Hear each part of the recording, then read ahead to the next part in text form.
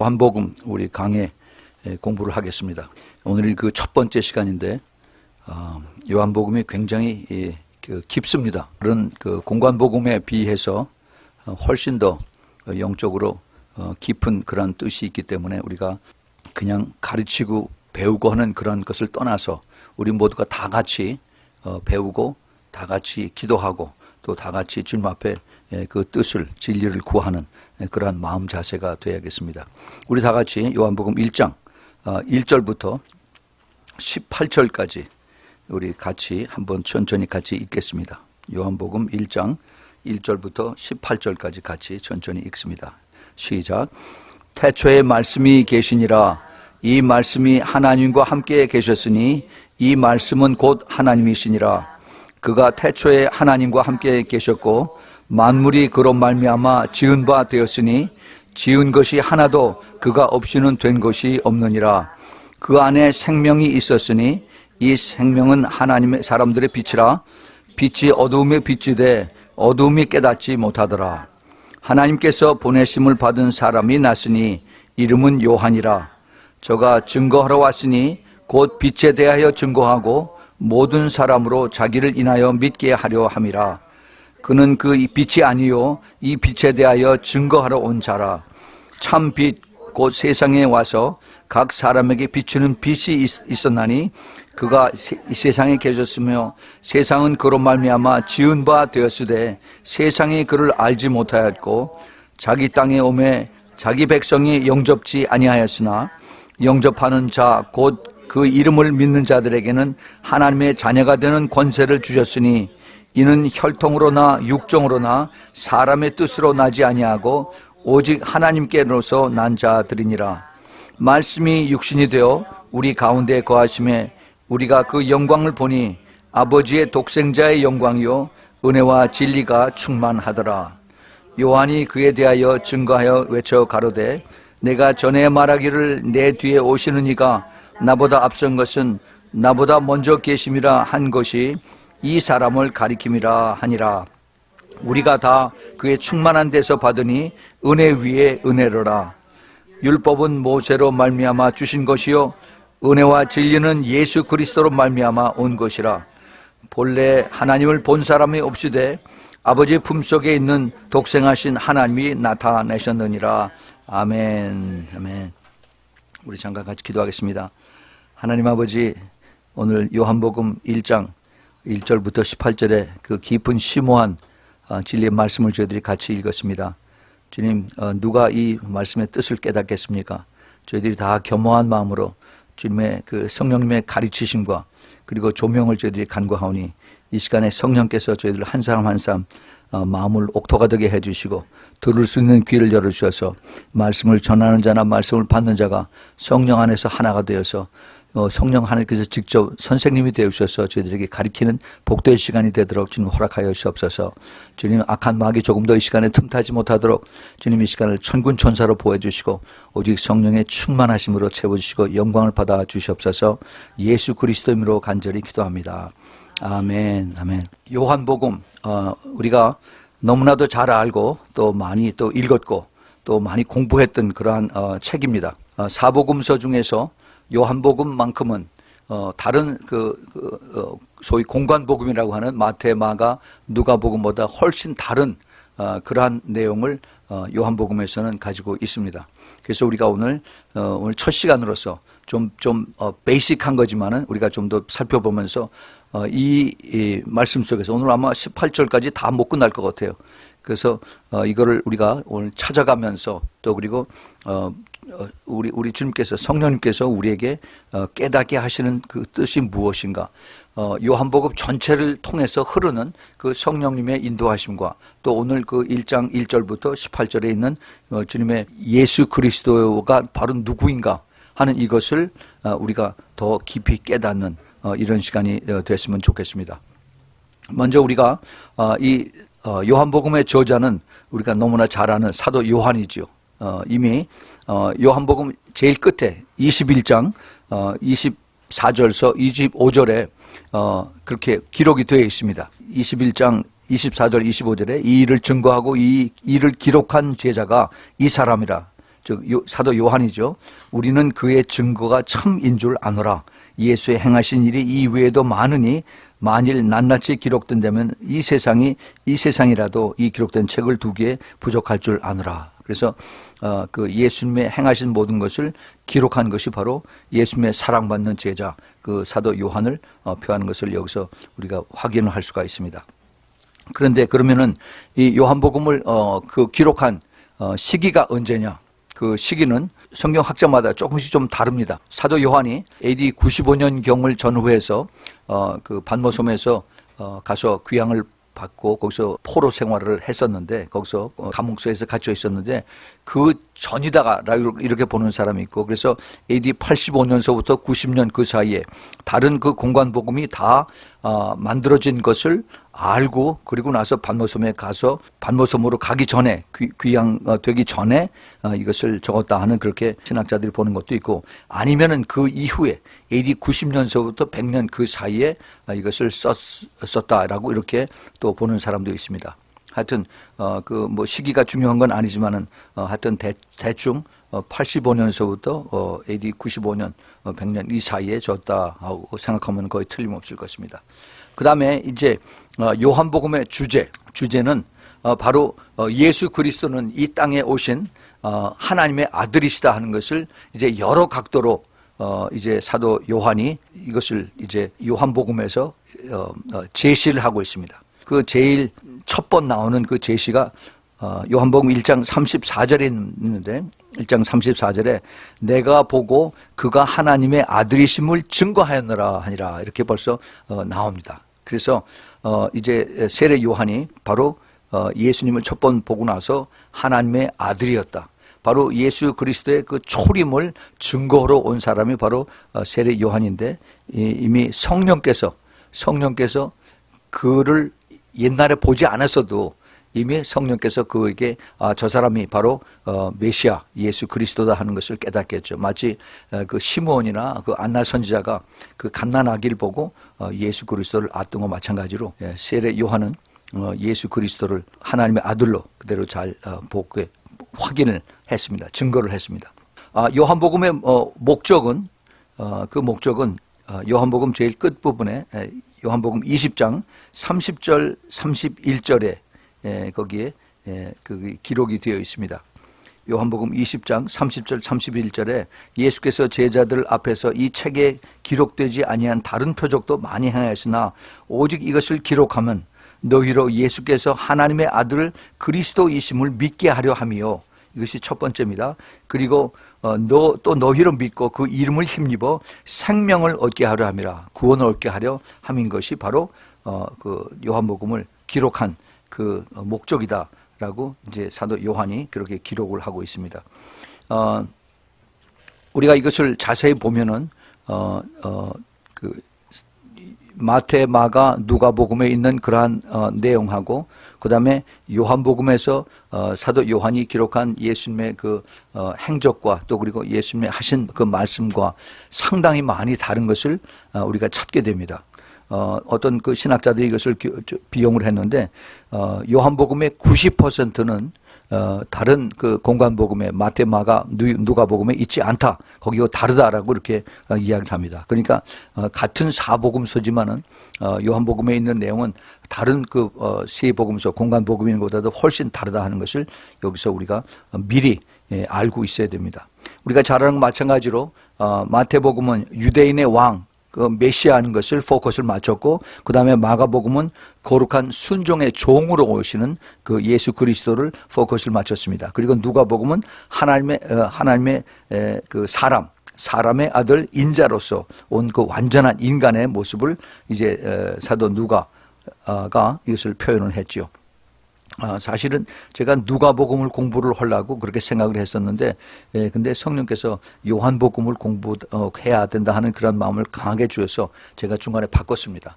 그래서 누가복음에서 우리가 지금 요한복음을 공부하고 있습니다.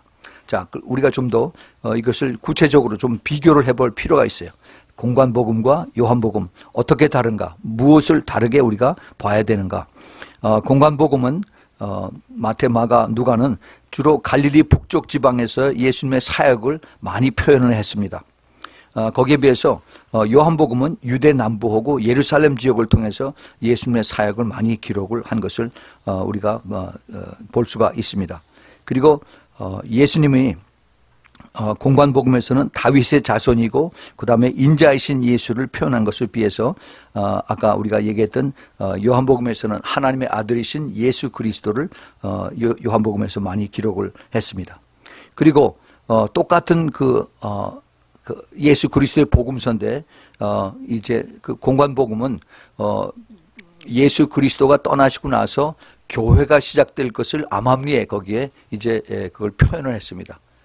그래서 예수 그리스도의 시대 이후에 교회가 온다 하는데, 물론 마태복음 16장에서 교회라고 하는 단어가 한번 나오긴 했지만은 이제 예수님이 떠나시고 나서 나머지 그 제자들과 모든 사람들이 이제 교회로 성령님의 오심으로 인해서 교회 생활에 들어가는 것을 이제 그 예언을 했는데, 얘기를 했는데, 그런데 요한복음에서는 이미 그 단계를 지나서 성숙한 그 교회에 다니는 크리스찬들의 모습을 주님께서 많이 이제 말씀하고 계시고 요구하고 계신 것을 우리가 찾아볼 수가 있습니다.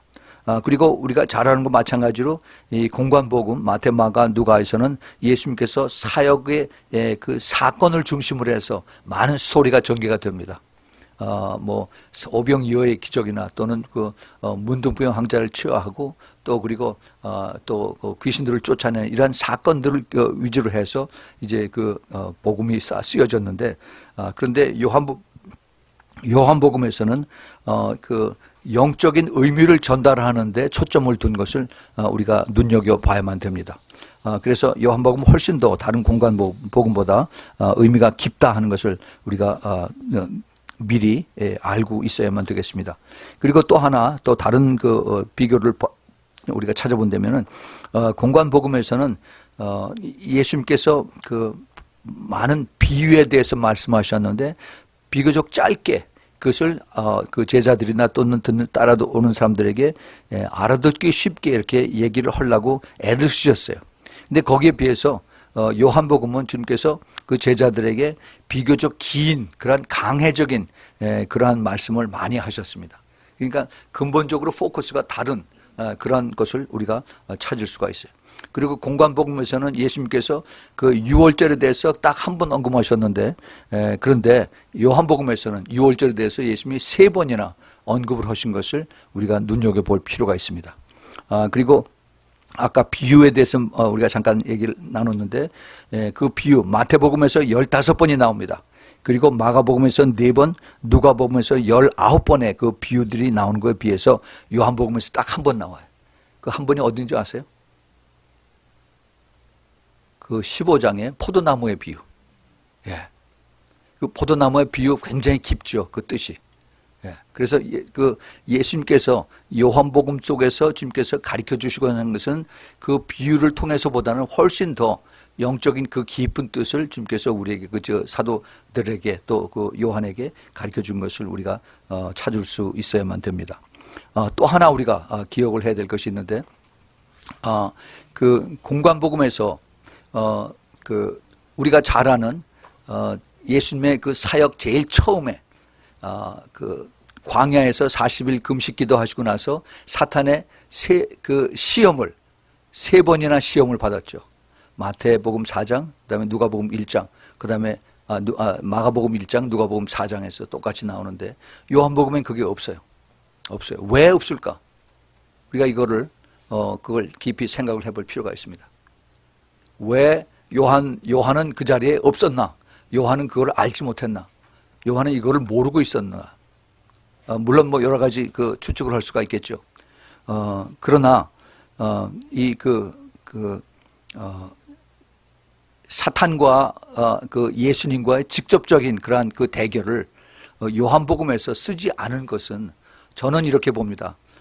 사탄이 예수 그리스도가 하나님의 아들인 것을 알아요. 압니다. 이미 마태복음에서도 알았어요.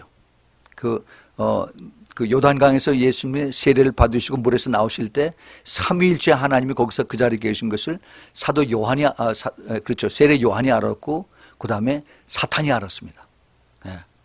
그래서 사탄이 예수님에게 와서 그를 시험할 때 저 산꼭대기에 올라가서 이 온 세상을 바라보라고 해서 여기에는 모든 영광과 권위를 권세를 나에게 절하면은 내가 너에게 주겠다라고 이렇게 프로포즈를 한 것입니다. 그런데 요한복음에서는 이미 이 사탄이 예수 그리스도가 하나님의 아들인 것을 알기 때문에 그러한 프로포지션이 없다라고 저는 그렇게 믿고 있습니다. 그러니까 그 사탄이 요한복음에서 없었던 것이 아니라 더 집요하게, 더 교묘하게 예수님을 그다음에 이제 그 종교 지도자들을 통해서 그래서 이제 더 매도하고 더 속이고 또 그리고 더 공격해서 그래서 이제 예수님 십자가에 못을 받게 하는 그러한 것으로 우리가 그렇게 생각이 됩니다. 이 숨겨진 사탄의 그 모습들을 우리가 이제 공부하면서 찾아가겠습니다. 제가 오래전에 그 사도행전에 대해서 우리가 공부를 했었죠. 다 끝내지 못했었는데 사도행전을 우리가 공부하면서 우리가 주로 그 사도행전이라는 것이 사도들의 모든 액티비티, 미니스트리 이것을 얘기하는데 사도들의 행전보다는 사실은 성령 행전이라고 얘기를 하죠. 성령의 역사들. 사도들이 성령의 힘을 입어서 그래서 복음을 전하고 그다음에 이제 많은 핍박도 받고 하는 이런 것들이 있는데 그런데 그 성령이 움직이는데 성령의 강하게 역사하시는데 반드시 사탄이 있고 귀신들이 거기 옆에 따라다닌다는 것을 제가 그때 누누이 가르쳐드렸습니다. 예, 그 사도행전에서 매 장마다 성령의 역사했을 땐 반드시 그 옆에 사탄이 있는 것을 우리가 찾아내야만 그래야만 제대로 우리가 사도행전 공부를 할 수 있다라고 그때 말씀을 드렸어요. 여기 그 요한복음에서도 사탄이라고 하는 것이 이놈들이 직접 나타나지 않지만은 어떻게 숨어서 그리고 예수님과 예수님을 따르는 자들을 이제 또 미혹하고 욕하고 또 그다음에 거짓말로 다 이거 숨겨서 그래서 이제 방해하는 그러한 일을 하는가 하는 것을 우리가 이것을 또 찾아야 되는 그러한 일도 우리가 해야 되겠습니다. 자, 그리고 이제 또 그 사탄에 관계되는 그런 것인데 예수님이 마지막 때 이제 그 마태복음 26장에서 겟세마네 그 언덕에서 이제 마지막 기도를 하실 때 그 마지막 기도하는 것이 사실은 사탄과의 싸움이었었어요. 사탄과의 싸움. 그래서 그 이제 인간적으로 하기 힘든 것을 이제 베드로와 그다음에 야고보와 요한에게 나를 위해서 뒤에서 중보기도 해달라고 그러는데 얘네들이 다 자고 있었죠. 그런데 주님께서 1시간도 너희들이 깨어서 기도하지 못하겠느냐. 그래서 그 기도하지 못할 때 오히려 시험에 든다 하는 얘기를 거기서 얘기를 했습니다. 깊이 기도하지 못하면은 항상 시험에 들게 돼 있다 하는 겁니다. 예. 거기에 다시 영적인 그 싸움을 주님께서 돌아가시기 전에 거기 그 겟세마네 동산에서 사탄과의 다시 한번 엔카운터가 일어난 것을 우리가 볼 수가 있어요. 예. 그런데 요한복음에서는 그게 없어요. 그 대신 아주 더 중요한 것이 요한복음 17장에 나타납니다. 17장에 바로 예수님이 대제사장으로 아버지께 하나님께 올려드리는 그 기도가 있죠. 기가 막힌 기도입니다. 아마 그 기도를 예수님께서 그 겟세마네에서 아버지께 올려드렸는지도 모르겠어요. 훨씬 더 자세하게 그렇게 나옵니다. 사탄이 그 기도를 듣고 아마 꼼짝 못하리라고 저는 그렇게 생각을 해요. 그 나와 아버지는 하나입니다 하는 그러한 그 대목. 그리고 내가 이들을 위해서만 기도하는 것이 아니라 앞으로 이제 믿고 따르는 자들을 위해서 기도합니다 하는 그 예수님의 그 마음, 예수님의 그 기도. 이것이 더 초절하게 우리에게 느껴지는 그러한 것을 우리가 눈여겨봐야만 되리라고 생각을 합니다. 자, 그래서 이제 요한복음에 대한 전체 대략의 그 스코프가 이제 그 윤곽이 들어왔습니다. 그 다음에 이제 요한복음을 어떻게 우리가 구분하느냐. 우리가 오늘 우리가 읽었던 1장 1절부터 18절까지를 우리가 서론이라고 이렇게 봅니다. 그리고 이제 1장 19절서부터 12장 50절까지가 예수님의 그 공적 사역의 퍼블릭 미니스트리, 사람들 앞에서 하는 많은 사람들 앞에서 하는 그 퍼블릭 미니스트리가 되고, 그 다음에 13장 1절부터 17장 26절 그 예수님의 마지막 대제사장의 그 하나님 앞에 올려드리는 그 기도, 거기까지는 예수님의 프라이빗 미니스트리, 그 사적인 예수님의 그 사역, 이것이 이렇게 총체적으로 나와 있고, 그 다음에 18장 1절부터 그 다음에 20장 31절까지는 예수님의 고난입니다. 고난의 사역. 고난의 사역. 그 다음에 마지막 21장 1절부터 25절은 이제 총 결론이 거기에 나오는 것을 볼 수가 있어요. 여기 흥미로운 것은 요한복음에 아주 그 다른 복음에서 많이 쓰지 않는 단어들이 많이 나옵니다. 그거를 쭉 한번 조사를 해봤는데, 아버지라고 하는 단어를 많이 썼어요. 아버지. 아버지라고 하는 단어가 127번이 나옵니다. 놀랐죠? 굉장히 많아요. 그리고 아들이라고 하는 단어를 52번, 52번을 찾을 수가 있습니다. 그리고 하나님이라고 하는 단어는 77번, 77번. 그 다음에 주, the Lord라고 하는 단어는 44번. 말씀은 35번. 생명은 42번. 믿음은 92, 92번. 그 다음에 진리는 66번. 사랑은 57번. 그 다음에 빛은 22번. 그 다음에 거하다, abide라고 하는 단어는 41번. 그 다음에 안다,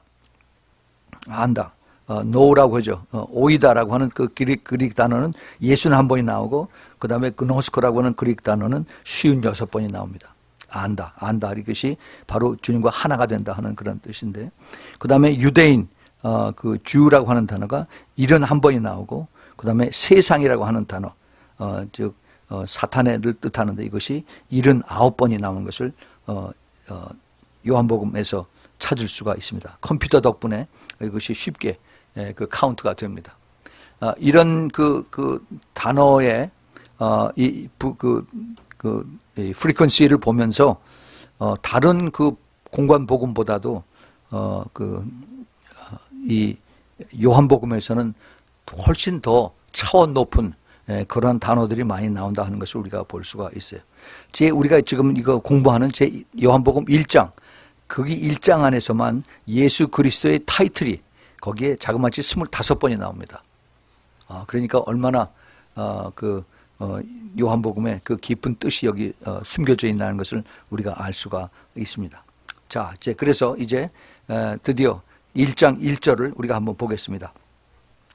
태초에 말씀이 계시니라. 이 말씀이 하나님과 함께 계셨으니 이 말씀은 곧 하나님이시라 라고 이렇게 사도 요한이 아주 선포를 합니다. 이거 대단한 이 말씀을 선포를 하는데, 태초에 말씀이 계시니라. 이 태초라고 하는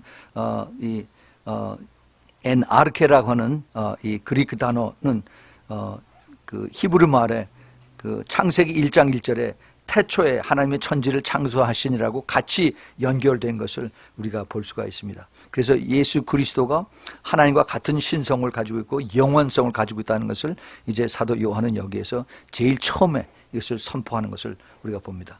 그리고 이제 이 말씀이라고 하는 그 로고스를 하나님과 함께 이렇게 연결함으로 인해서 말씀이 곧 하나님이다. 말씀이 곧 하나님이다. 이것을 이제 제일 처음부터 이제 소개를 하고 있습니다. 그 2절에 보면은 그가 태초에 하나님과 함께 계셨다라고 했어요. 여기서 그가 이게 누굽니까? 그가. 여기서는 이 그는 바로 말씀이에요, 말씀.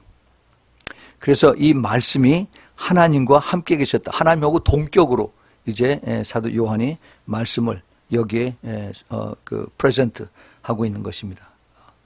이 말씀이 하나님의 말씀이 얼마나 높은가, 귀한가 하는 것을 여기서 우리가 다시 한번 인정하고 우리가 받아들여야 됩니다. 시편 138편 그 2절에 보면은 내가 주의 성전을 향하여 경배하며 인자하심과 성실하심을 인하여 주의 이름에 감사하오리니 이는 주께서 주의 말씀을 주의 모든 이름 위에 높게 하셨음이라라고 이렇게 시편 기자가 주의 말씀을 주의 모든 이름이라는 것은 여호와의 이름이 많습니다. 여호와 라파 하면 주님은 그 힐러, 그 치유자다 하는 그런 얘기가 나오고, 그 다음에 여호와 샬롬 하면 우리 주님이 Prince of Peace, 평강의 왕이고, 그 다음에 여호와 이레, 여호와 자이레 하면은 God supplies, 하나님 모든 것을 다 우리를 풍성하게 채워주시고, 여호와 로히 하면은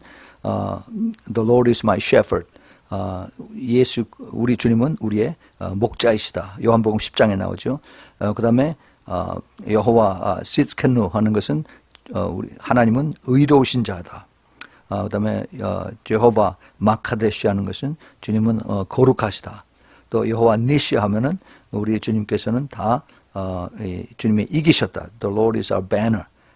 이런 그 마카데시아는 이런 그런 모든 하나님의 이름들 그 위에 말씀을 더 두셨다 하는 겁니다. 그러니까 우리가 하나님 말씀을 어떻게 우리가 이것을 받아들여야 되는가 하는 것을 우리가 다시 한번 여기 깨닫게 되죠.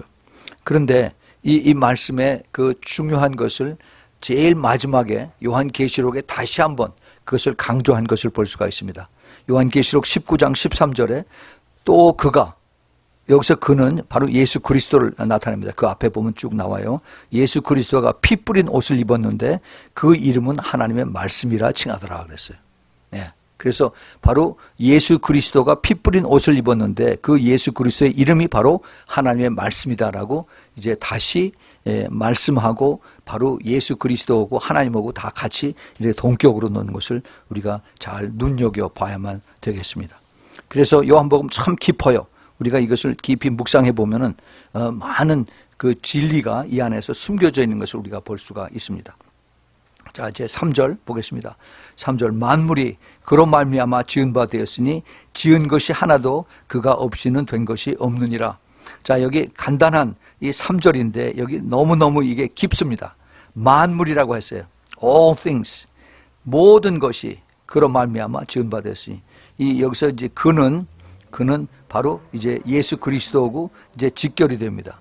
그것이 또 말씀으로도 연결이 되고요. 그래서 예수 그리스도가 없이는, 말씀이 없이는 된 것이 하나도 없다라고 이렇게 얘기를 하죠.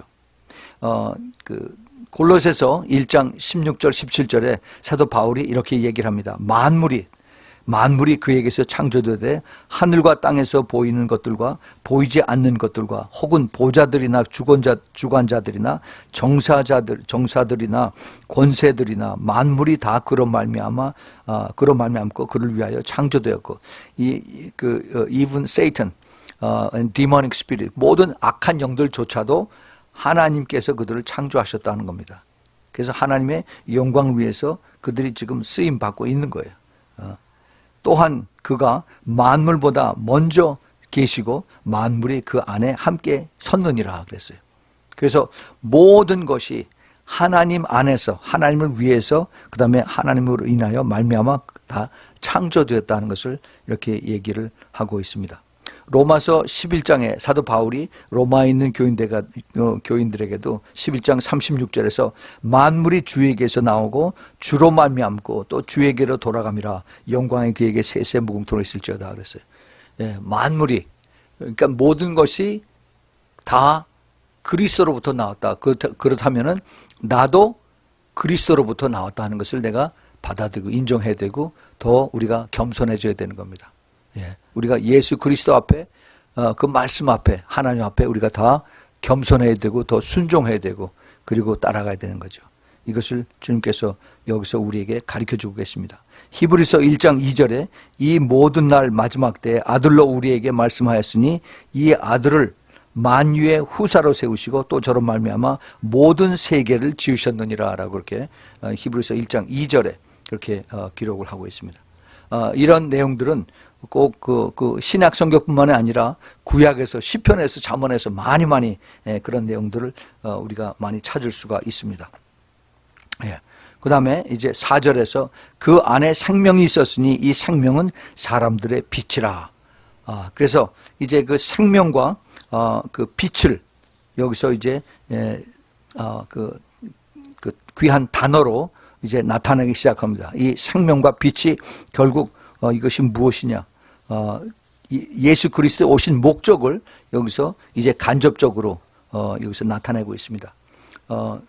생명과 빛을 주시려고 왔다라고 하는 것이 이제 6절부터 13절에 있는 그 내용을 함축한 것인데 1장 1절에서 우리가 말씀이 하나님이고 말씀이 하나님과 함께 계셨고 결국 그것이 예수 그리스도라는 것을 암시를 했습니다. 그리고 이제 요한복음 8장 12절에 보면은 예수 그리스도가 빛이다라고 주님께서 이렇게 말씀을 하시죠. 그리고 우리가 잘 아는 14장 6절에 예수 그리스도가 생명이다라고 주님께서 말씀하십니다. 예수님께서 내가 길이요 진리요 생명이다라고 이렇게 말씀하셨어요. 그래서 빛과 생명, 예수 그리스도를 나타내는 빛과 생명의 그 근원이 바로 예수 그리스도라는 것을 우리가 잘 깨달아야 됩니다. 자, 5절 봅니다.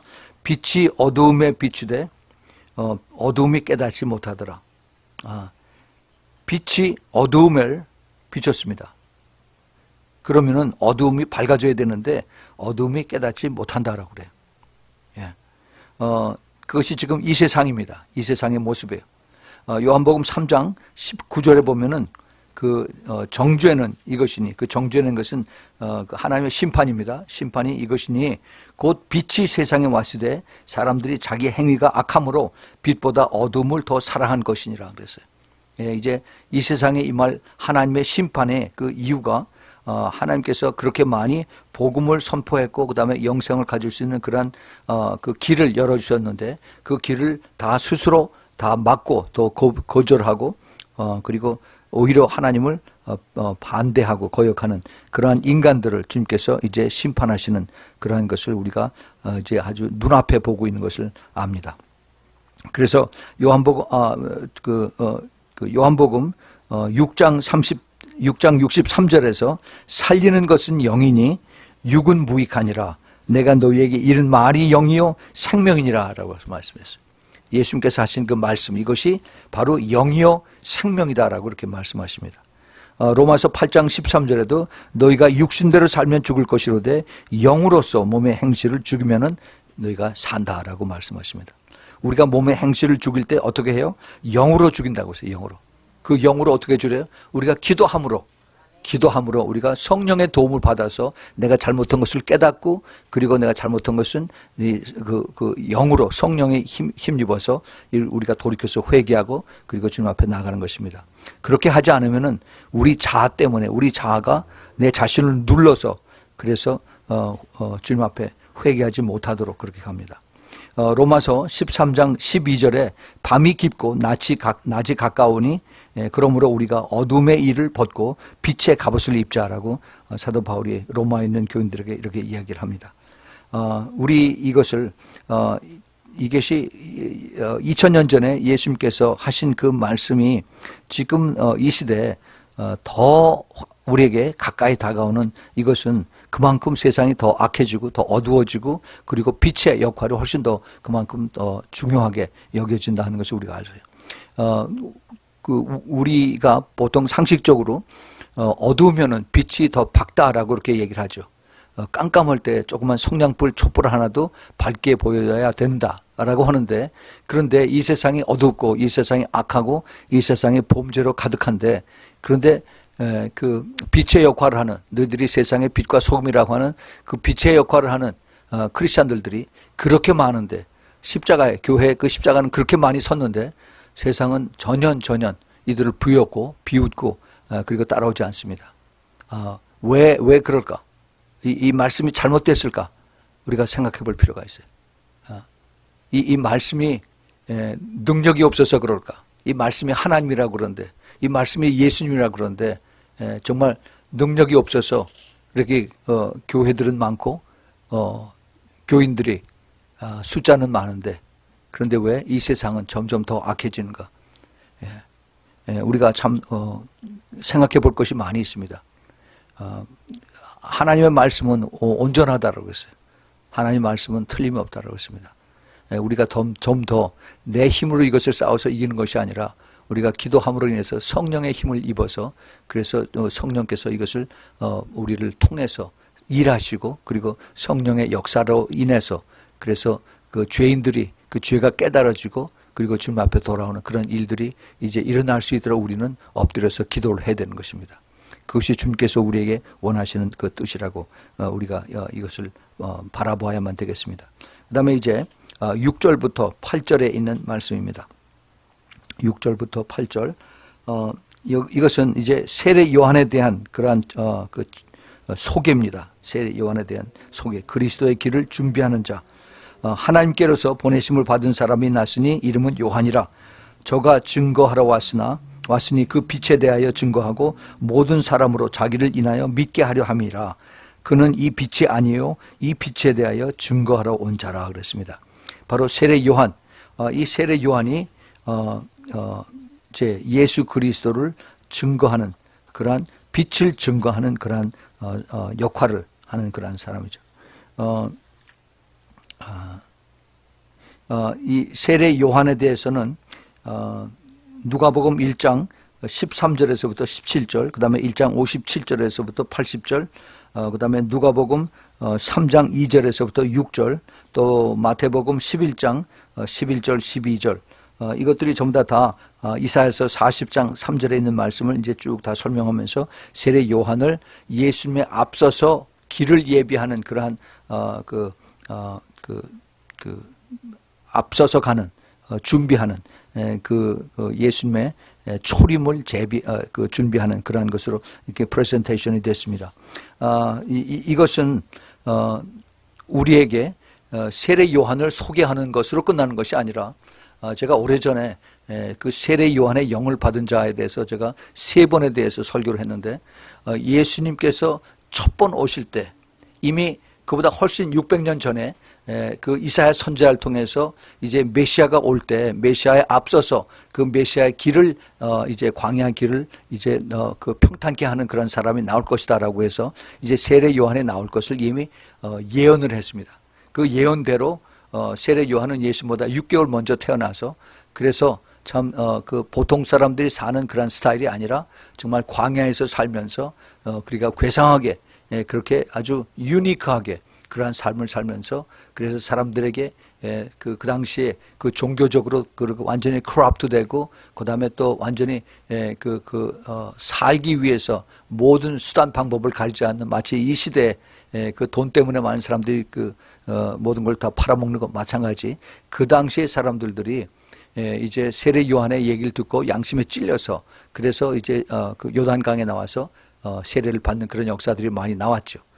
이것을 이제 그 2000년 전에 예수님 오시기 전에 세례 요한이 한 것을 그것으로 끝나는 것이 아니라 예수님 다시 오실 때 그 재림에 대한 그 준비도 역시 세례 요한 같은 사람들이 있어야 된다는 겁니다. 그 세례 요한이 누구냐? 사람이 세례 요한이 다시 나오는 것. 즉 이 에레미야가 다시 나온다 해서 이렇게 말라기 선지자도 얘기를 했는데 사람이 다시 나오는 것이 아니라 그 영을 받은 사람들이 같은 영을 받은 사람들이 이제 이것을 증거하고 그다음에 많은 사람들을 깨우는 겁니다. 그것이 바로 우리 교회가 그런 콜링을 받았어요. 그래서 잠자는 교회를 깨우고 주님 오십니다. 이제 깨어서 기도합시다. 라고 이렇게 우리가 외치는 겁니다. 이것이 세례 요한이 그 당시에 사람들에게 환영을 받지 못했던 것 마찬가지로 지금도 똑같이 이제 주님 다시 오십니다. 우리 깨어서 준비합시다. 거룩한 생활을 합시다. 라고 얘기하면은 사람들 다 싫어해요. 자기들 편하게 거짓말하고 그다음에 돈 다 챙기고 하고 이렇게 사는데 그거 자꾸 이렇게 꼬집어서 찍어서 그래서 하지 말라고 그러면은 좋아할 사람 하나도 없습니다. 지금 얼마나 교회가 타락하고 교회가 돈들을 좋아하고 그런지 몰라요. 제가 그것을 눈으로 보고 다닙니다. 정말 너무너무 타락했어요. 이것을 바로 바벨로니안 처치라고 합니다. 라오디게아 교회의 특징입니다. 근데 그것을 깨닫지 못해요. 아주 엔조이하고 그러고서 점점 더 이게 fatted cat, 고양이가 더 뚱뚱해지면 어떻게 되는지 아시죠? 예, 그런 모습들로 지금 교회들을 바라고 있어. 지금 개척교회 하시는 힘들고 어려운 그러한 목사님들이 앞으로 그렇게 더 잘되게 해달라고 그걸 새벽기도 기도 제목으로 삼고 있습니다. 그건 안 해요. 그건 아닙니다. 정말 깨끗하게 주님 앞에 섰을 때 부끄럽지 않는 정말 내가 착하고 충성된 종이다라고 그렇게 주님의 칭찬을 받아야지. 너도 똑같이 그렇게 그 부자처럼 그렇게 살다 왔느냐. 그리고 그렇게 타락했느냐. 죄 짓고 왔느냐 하고 그렇게 주님의 그 책망을 받으면 안 되죠.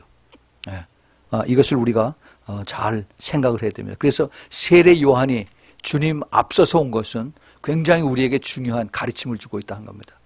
지금 마지막 때에도 세례 요한의 영을 받은 그러한 하나님의 사람들이 있어요. 소수의 사람들이 여기저기 숨겨져 있습니다. 이들은 정말 외로운 삶을, 외로운 신앙생활을 하고 있어요. 이 세상과 같이 타협할 수가 없습니다. 끝까지 좁은 길을 가야 되고 끝까지 주님 가신 그 십자가의 길을 따라가는 것입니다. 그것을 주님께서 보고 계시고 주님께서 카운트하고 계시고 주님께서 기뻐하고 계십니다. 우리는 이 세상에 살면서 그 정말 주님을 기쁘시게 하느냐 아니면 사람을 기쁘게 하느냐 우리가 정말 똑바로 볼 수 있어야 됩니다. 그래서 우리가 영분별이 필요한 것이에요.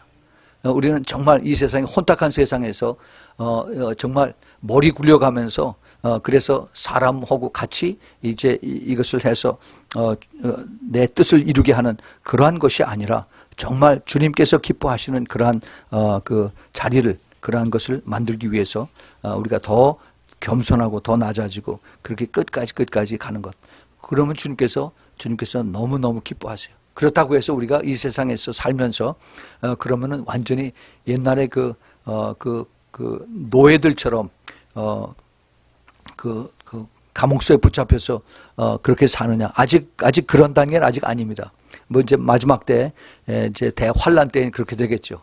그러나 지금 그러한 고통을 참고 믿음을 가지고 인내하고 끝까지 좁은 길을 가면은 주님께서 이 시대에 사는 그 크리스찬들, 즉 그 그리스도의 그 좁은 길을 따라가는 사람들은 빌라델피아 교인들로서 주님께서 그들을 다 데려가십니다.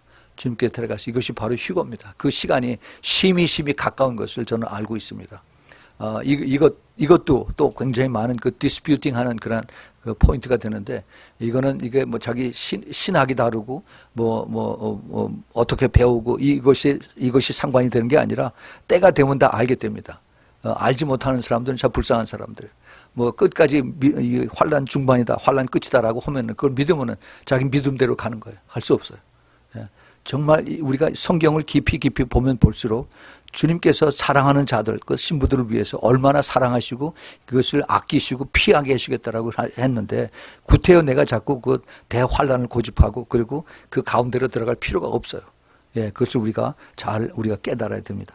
자, 그래서 우리가 이제 그 5절, 6절, 7절, 8절에서 이제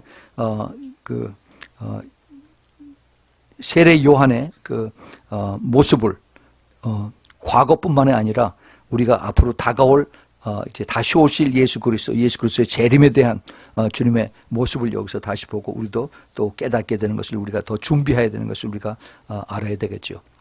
그 다음에 이제 9절과 10절 봅니다. 참 빛 곧 세상에 와서 각 사람에게 비추는 빛이 있었나니 그가 세상에 계셨으며 세상은 그로 말미암아 지은 바 되었으되 세상이 그를 알지 못하였고 자기 땅에 오매 자기 백성이 영접지 아니하였으나 영접하는 자 곧 그 이름을 믿는 자들에게는 하나님의 자녀가 되는 권세를 주셨으니 이는 혈통으로나 육종으로나 사람의 뜻으로 나지 아니하고 오직 하나님께로서 난 자들이니라. 이 말씀이 굉장히 중요합니다. 물론 이 당시에 여기서 지금 사도 요한이 뜻하는 것은 이제 유대인들을 위해서 오신 우리 예수님. 예수님께서 이미 그렇게 말씀을 하셨어요. 마태복음 10장 5절부터 7절에 보면은 예수께서 이 열 사람들을 12를 내려 보내시며 명하여 가라사대 이방인의 길로도 가지 말고 사마리아의 고을에 들어가지 말고 차라리 이스라엘의 집에 잃어버린 양들에게로 가라. 가면서 전파하여 말하되 천국이 가까웠다라고 이렇게 말하라 이렇게 말하십니다. 그래서 예수님께서 이제 먼저 그 유대인들에게 그 예루살렘과 유대에 있는 거기에 많이 사는 유대인들에게 먼저 복음을 전하게 하셨어요. 그런데 유대인들이 받아들이지 않았습니다. 그 당시에 예루살렘과 유대에 많이 살던 사람들은 많은 그 종교 지도자들이었어요. 산헤드린의 그 키 멤버들과 그 가족들, 다 높은 자리에 있는 사람들, 이런 사람들이 주로 예루살렘에 많이 살았고, 또 그리고 유대 지방에도 많이 그 유대인들이 살았습니다. 그래서 이들에게 주님께서 예수 그리스도의 복음을 증거하셨는데, 그런데 복음을 받아들이지 않았어요. 참 아이러니합니다. 바리새인들이나 또 사두개인들, 또 서기관들, 모세의 율법을 너무나 잘 알고, 그다음에 안식일이면 회당에서 가르치고, 그런 랍비들입니다. 그런데 이 랍비들이 회당에서 무엇에 대해서 가르쳤겠나 생각을 해보면은, 그 당시에 사람은 힘들게 살았어요. 로마 그 정부에 텍스 많이 내고 제대로 잘 얻어먹지도 못하고 하는 그런 시대에 저희들이 그 소망이라고 하는 것은 메시아가 다시 와야만 우리가 잘 살게 될 것이다라고 계속 그것만 가르쳤겠죠. 메시아에 대해서. 그래서 그 메시아를 그렇게 사모하고 갈망하고 기다리고 있었는데, 막상 메시아가 왔는데 눈앞에 두고서 메시아를 배척하는 그들의 모습을 우리가 보게 됩니다. 예. 그것이 2000년 전에 그 바리새인과 사두개인들, 서기관들이 아니라 지금 이 시대에 교회에 있는 그 모습들을 우리가 정확하게 다시 보게 됩니다. 너무너무 똑같은 모습들, 같은 영들입니다. 종교의 영들. 이거는 우리가 철저하게 배척을 해야 됩니다. 종교의 영은. 그 종교의 영은 주님께서 제일 싫어하셨어요. 제일 싫어했어요. 너희들이 그 장로의 유전들은 그건 좋아하면서 모세의 율법은 폐한다라고 주님께서 그들을 아주 책망을 하셨습니다. 그리고 주님께서 그들을 깨우치라고 그랬어요. 이 세상에 그 비 오고 날이 좋고 하는 건 구별하지만은 너희들이 세상은 구별하지 못하는구나 하고 그들을 책망을 하셨습니다. 우리가 이것을 잘 기억하고 따라가야 됩니다. 주님의 이름을 영접하는 자와 영접하지 아니하는 자. 물론 그 당시에는 그 천대받던 사마리아인들, 이방인들이 오히려 예수 그리스도를 영접하게 되고, 그 요한복음 4장에서 우물가의 여인들처럼 그런 천대받던 이방인들이 예수님을 영접을 하고 더 좋아하고, 그리고 그 이방 사람들이 귀신들이 쫓겨나가고 더 예수를 믿는 그런 것이 있는가 하면은, 오히려 그 종교의 도시였던 그 메카나 마찬가지인 예루살렘에서는 예수님이 오히려 더 핍박받는 그런 일들이 있습니다. 지금도 똑같은 흐름이 있는 것을 우리가 똑바로 눈여겨서 볼 수 있는 그런 우리가 됐으면 좋겠습니다. 예. 시간이 다 됐기 때문에 오늘은 여기까지 하고, 나머지 다음 주일에 14절서부터 18절까지 마저 보겠습니다. 이게 굉장히 깊은데, 그 깊은 것을 우리가 좀 더 하나하나 보면서 이것이 다른 사람들의 얘기가 아니라 나의 이야기고, 이것이 우리가 더 기도해야 될 그런 내용들이다 하는 것을 더 여러분들이 많이 깊이 깨달았으면 좋겠습니다. 우리 같이 기도합시다. 하나님 아버지, 참 감사합니다. 주님께서 이제 저희들에게 이제 사도 요한이 2000년 전에 거기 썼던 그 요한복음을 이제 새롭게 조명해 주셔서, 이것이 그 옛날 사람들의 이야기가 아니라 마지막 때 다시 오실 예수 그리스도를 바라보고 사는 저희들의 이제 이야기인 것을 깨닫고 주님 앞에 감사를 드립니다. 저희들이 영이 깨어서 이것을 받아들일 수 있고, 영의 귀가 열려서 들을 수 있는 그러한 귀를 허락하여 주시옵소서. 주님, 그래서 주님 보시기에 정말 착하고 충성된 종들이 모두 될 수 있도록 주님 허락하여 주시옵소서. 주님, 형식적이고 종교적인 그런 모습들이 아니라 정말로 끝까지 진지하게 주님과 그 말씀과 하나님과 성령님과 그리고 예수님 이 사이에서 내가 어떻게 따라가야 하는가 하는 것을 주님께서 가르쳐 주시고, 성령께서 인도하셔서 우리 모두가 좁은 길에서 다 패스해서 그래서 주님 앞에 서는 그러한 자리를 허락하여 주시옵소서. 예수 그리스도의 이름으로 간절히 기도합니다. 아멘, 아멘, 아멘, 아멘, 아멘, 아멘, 아멘.